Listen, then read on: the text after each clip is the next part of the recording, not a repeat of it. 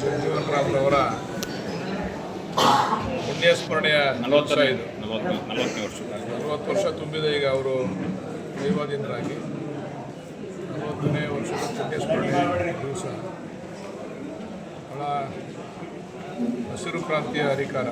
ಇವತ್ತೇನಾದರೂ ಕೂಡ ನಮಗೆ ಆಹಾರ ಸಿಗ್ತಾ ಇದೆ ಅಂತ ಹೇಳಿದ್ರೆ ಅವರು ಕೃಷಿ ಮಂತ್ರಿ ಆದಾಗ ತೆಗೆದುಕೊಂಡಂಥ ನಿರ್ಧಾರಗಳು ಇದು ಪ್ರಮುಖವಾದದ್ದು. ಅವರೆಲ್ಲ ಇಲಾಖೆಯಲ್ಲೂ ಕೆಲಸ ಮಾಡಿದ್ದಾರೆ, ರಕ್ಷಣಾ ಇಲಾಖೆಯಲ್ಲಿ ಕೆಲಸ ಮಾಡಿದ್ದಾರೆ, ಎಲ್ಲ ಇಲಾಖೆಯಲ್ಲೂ ಕೆಲಸ ಮಾಡಿದ್ದಾರೆ, ಕಾರ್ಮಿಕ ಇಲಾಖೆಯಲ್ಲೂ ಕೆಲಸ ಮಾಡಿದ್ದಾರೆ. ಆದರೆ ಪ್ರಮುಖವಾಗಿ ಅವರು ಈ ದೇಶಕ್ಕೆ ಕೊಟ್ಟಂಥ ಕೊಡುಗೆ ಅಂದರೆ ಹಸಿರು ಕ್ರಾಂತಿ.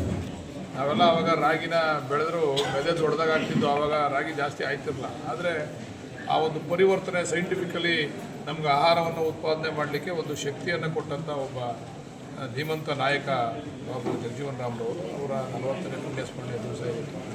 ಅದು ಸದಾಕಾಲ ಈ ಸೂರ್ಯಚಂದ್ರರು ಕೂಡ ಅವ್ರನ್ನ ನೆನೆಸ್ಕೊಳ್ತಕ್ಕಂಥದ್ದು ನಮ್ಮೆಲ್ಲರ ಆದ್ಯ ಕರ್ತವ್ಯ. ಸರ್, ಈಗ ಬಾಬು ಜಗಜೀವನ್ ಭವನ ವಿಚಾರವಾಗಿ ಈಗಾಗಲೇ ನಿವೇಶನ ನಡೀತಾ ಇದೆ. ಹಣ ಕೊಡಬೇಕಾಗಿತ್ತು. ಅವರು ಹಣದ ವಿಚಾರದಲ್ಲಿ ಫೈನಲ್ ಆಗೋ ಸಂದರ್ಭದಲ್ಲಿ ಮಾದೇವಪ್ಪನವರು ಮಂತ್ರಿಗಿರಿಯನ್ನು ಪಾಪ ಸ್ವಲ್ಪ ಪ್ರಾಬ್ಲಮ್ ಆಯಿತು. ಈಗ ರೆಡಿ ಇದೆ, ಅದು ಒಂದು ಆರ್ಡರ್ ಇಶ್ಯೂ ಆಗಬೇಕು. ಆರ್ಡರ್ ಇಶ್ಯೂ ಆದ ತಕ್ಷಣ ಶುರು ಮಾಡ್ತೀವಿ.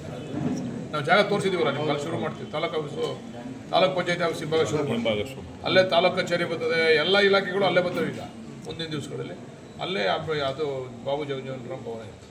ಸರ್, ಬಿಡದಿ ಟೌನ್ಶಿಪ್ ವಿಚಾರವಾಗಿ ಸರ್ ಏನಿಲ್ಲ, ನಡೀತಾ ಇದೆ. ಅದೆಲ್ಲ ಮತ್ತಷ್ಟು ವಿರೋಧ ಇದೆಯಲ್ಲ, ರೈತರುಗಳು ಮನವೊಲಿಸುವಂಥ ಕೆಲಸ ಮಾಡ್ತಾ ಇದ್ದೀವಿ.